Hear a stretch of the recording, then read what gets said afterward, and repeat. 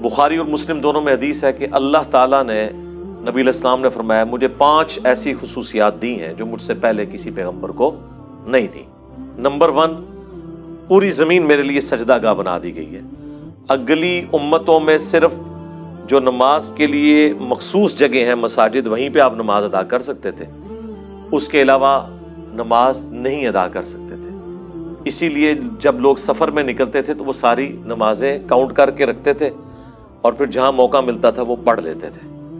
لیکن اس امت کے لیے اللہ تعالیٰ نے پوری زمین کو سجدہ گاہ بنا دیا، جہاں مرضی نماز ادا کریں۔ زمین اپنی اصل میں پاک ہے، تا وقت کہ آپ کو کہیں نجاست نظر نہ آ جائے۔ اگر نظر نہیں آ رہی تو وہ جیسی بھی زمین ہے وہ آپ کے لیے پاک ہے نماز پڑھنے کے اعتبار سے، اس مٹی سے تیمم بھی ہو سکتا ہے۔ دوسری خوبی نبی علیہ السلام نے فرمائی کہ اگلے انبیاء اللہ تعالیٰ نے کسی قوم یا قبیلے کی طرف مخصوص بھیجے تھے، اور مجھے اللہ تعالیٰ نے پوری انسانیت کے لیے پیغمبر بنا کے بھیجا ہے۔ وَمَا أَرْسَلْنَاكَ إِلَّا كَافَّةً لِلنَّاسِ بَشِيرًا وَنَذِيرًا، جو قرآن میں ہے کہ ہم نے آپ کو پوری انسانیت کے لیے خوشخبری دینے والا اور ڈر سنانے والا بنا کر بھیجا ہے۔ تیسری خصوصیت نبی صلی اللہ علیہ وآلہ وسلم نے فرمایا کہ 1 مہینے کی مسافت سے اللہ نے میرا رعب کافروں کے اوپر ڈال دیا ہے، یعنی میری فوجیں 1 مہینے کی مسافت کے اوپر ہوں، آج کل کے اعتبار سے آپ سمجھ لیں آلموسٹ 1000 کلومیٹر، تو اللہ نے ان کا رعب ڈالا ہوا ہے کافروں کے اوپر۔ رعب دیکھا ہے پھر ہم نے غزوہ تبوک کے موقع پر، پہلے تو 1.5 لاکھ کی فوج لے کر عرب کے بارڈر پہ کیسر روم آ گیا، اور جب نبی علیہ السلام یہاں سے صرف 30,000 جانثاروں کا لشکر لے کر نکلے، جن کے پاس جدید اسلحہ بھی نہیں تھا، بس آپ کے پہنچنے سے پہلے ہی وہ بارڈر سے بھاگ گیا۔ تو یہ بہت بڑا آپ کا ایک رعب تھا، ادروائز یرموک کی تو نوبت ہی نہ آتی، وہی جنگ غزوہ تبوک کی یرموک ثابت ہوتی مسلمانوں کے لیے۔ اب اس کا پھر کافروں کے اوپر بھی کافی رعب پڑا کہ اتنی بڑی دنیا کی سپر پاور جو 3 براعظموں میں پھیلی ہوئی ہے، وہ عرب کے 30,000 جو جانثار ہیں رسول اللہ کے صلی اللہ علیہ وآلہ وسلم، جن کے پاس مکمل ساز و سامان بھی نہیں ہے، ان سے بھاگ گئی ہے۔ تو ظاہر ہے وہ باقی قبائل تو شاہی کو ہی نہیں نہ پھر رہے، انہوں نے تو خود حضور کے ساتھ معاہدے کر لیے کہ یا تو ہم نیوٹرل رہیں گے یا آپ کا ساتھ دیں گے، رومن امپائر کے ساتھ ہم نہیں کھڑے ہوں گے، کل کو اگر کوئی جنگ ہوئی تو ہم عرب کے لوگوں کے ساتھ کھڑے ہوں گے، یا پھر ہم اس میں نیوٹرل رہیں گے، کسی کا ساتھ نہیں دیں گے۔ اب یہ بہت بڑی کامیابی تھی مسلمانوں کو جو اللہ تعالیٰ نے دی۔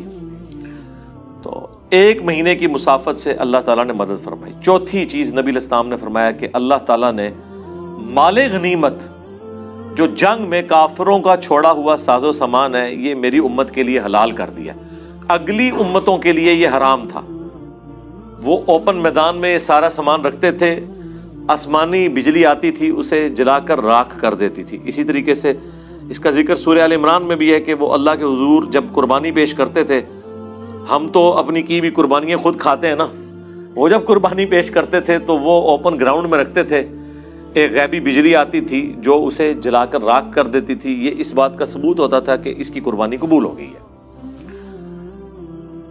ہمارے کیس میں اللہ تعالیٰ نے مال غنیمت کو حلال کر دیا کہ کافروں کا چھوڑا ہوا سامان مسلمانوں میں تقسیم کیا جائے گا، اور اس میں ریشو پروپورشن اس طرح آپ نے ڈیوائیڈ کرنا ہے کہ جو پیدل ہیں ان کو 1 حصہ دیا جائے گا، جو سوار ہیں ان کو ڈبل حصہ دیا جائے گا۔ اب آپ سوچ رہے ہوں گے کہ جو بیچارہ پہلے ہی پیدل ہے اسے 1 حصہ کیوں؟ اس لیے کہ اس کی کنٹریبیوشن اتنی ہی ہے۔ جو سوار آیا ہے اس نے ظاہر گھوڑا پالا ہے، اس کے اوپر اس کا خرچہ ہوا ہے، اور اس کے لیے اس نے ایک پوری ایفرٹ پٹ کی ہے، اور پھر وہ بڑی ڈیسائسو جنگ جو ہے وہ گھوڑ سواری والوں کی ہی ہوا کرتی تھی۔ مسلمان جو غزوہ احد میں ایک فتح کے بعد دوبارہ شکست کا شکار ہوئے، وہ خالد بن ولید کی کیولری تھی نا، جس کی وجہ سے وہ گھوڑ سوار کا ہی ایک لشکر تھا جس نے حملہ کر کے تو مسلمانوں کی فتح کو شکست میں بدل دیا، چند لوگوں کی نافرمانی کی وجہ سے۔ وہ سورہ آل عمران میں ہم پوری کمنٹری سن چکے ہیں غزوہ احد کی۔ اور 5ویں چیز نبی علیہ السلام نے فرمایا کہ اللہ تعالیٰ نے میرے لیے شفاعت مقرر کر دی ہے، قیامت والے دن میرے ہاتھوں پر اللہ تعالیٰ شفاعت کا دروازہ کھولے گا۔ یہ 5 خوبیاں ہیں۔ نمبر 1، پوری زمین سجدہ گاہ۔ نمبر 2، نبی صلی اللہ علیہ وآلہ وسلم کی امت کا روب اللہ تعالیٰ نے 1 مہینے کی مسافت سے رکھ دیا۔ نمبر 3، پوری انسانیت کے لیے آپ کو پیغمبر بنا کے بھیجا۔